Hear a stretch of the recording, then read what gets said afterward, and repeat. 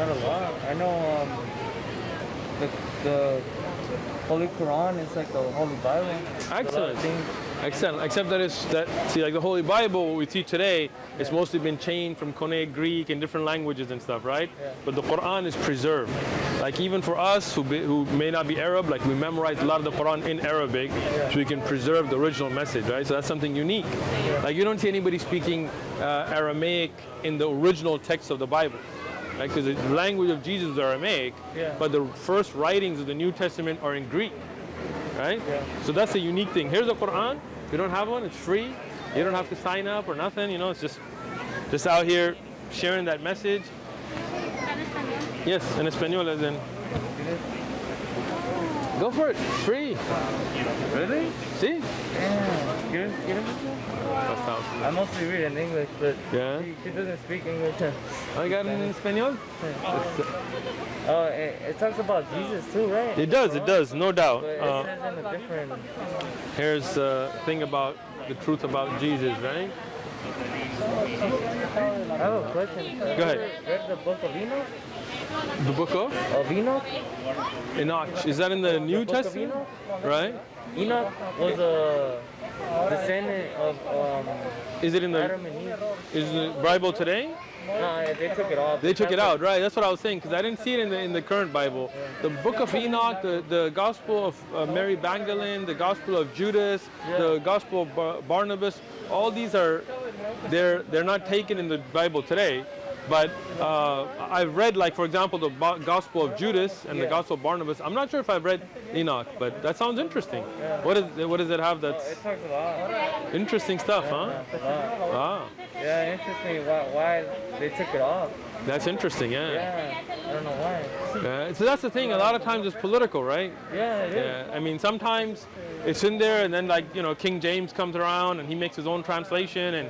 And who was King James? You know, he was homosexual, you know, They used to call him the Queen of England. Oh, yeah? Yeah. Look him up when you go home.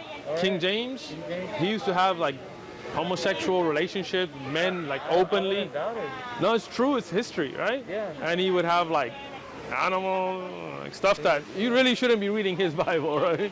Yeah. I mean, if you look at the Bible today, like, this is my Bible, right? Yeah. You can tell I've read it a lot, right?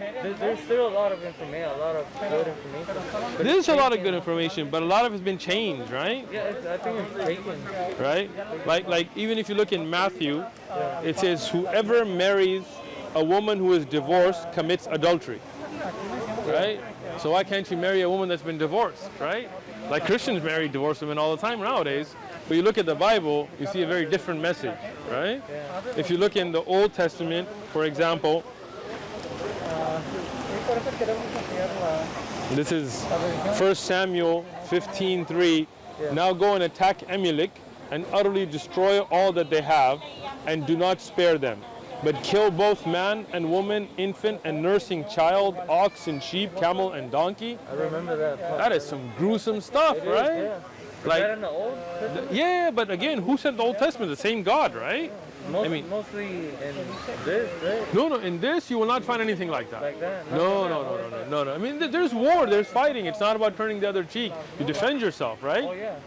But you don't kill infant children and commit genocide on a whole society, right? This is where the problem gets to be, right? Why would you kill off all the children? I mean, it was like a particular instant that's different, but every single child, what did the child do? What did the ox do? What did the donkey do, right? You feel me? Right? Like, look at this, right? This is Exodus, right?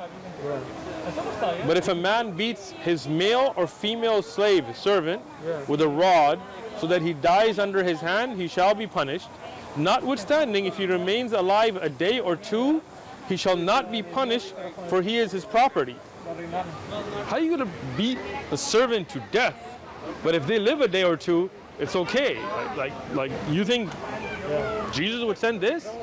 right? Like I don't believe that, right? What would you prefer more, the Old Testament or the New Testament? Neither. Neither? I would prefer the Quran. Yeah. Right. What if you had to pick the Old or New Testament? Well, I mean, I wouldn't really pick because both are corrupted. Both were changed, right? And according to Christians, both are from Jesus, right? Because they say he's God.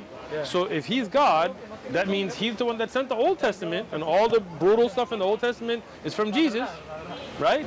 And the New Testament, you have plenty of death and destruction and stuff as well. I mean, even if you look at in Romans, in the New Testament, the punishment, so the man leaving the natural use of women, burnt with their lust for one another, men committing that which is shameful, and receiving in themselves the penalty of their error which was due. This is verse 27. What is the penalty in 32? Those who practice such things are deserving of death. Not only do they do the same, but also those who approve of them practicing them. Right? So the Bible tells us here in the New Testament that anybody that supports gay marriage should be killed. Right? But which Christian does that today? And you have the same thing in the Old Testament under Leviticus, right? You have, right, Leviticus 20:13. If a man lies with a man as he lies with a woman, both of them have committed an abomination. They shall surely be put to death, and their blood shall be upon them. But which Christian lives up to that today? Right? Nobody. It's hypocrisy, right? That book, I believe in it. Yeah. And whatever it is, I practice. Right? I'm not ashamed of any of it. I'm not going to change any of it. None of it's as it was revealed to the Prophet Muhammad, peace be upon him. That's how we have it today. You feel me?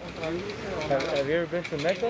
I have many times. Yeah, I went for the pilgrimage, Hajj twice, and then the smaller pilgrimage called Umrah. I don't know, more than I can count. Yeah, I love it. Yeah, it's the most beautiful feeling. You gotta go with me, man. Yeah. Yeah, man. You become Muslim, I'll pay for your ticket.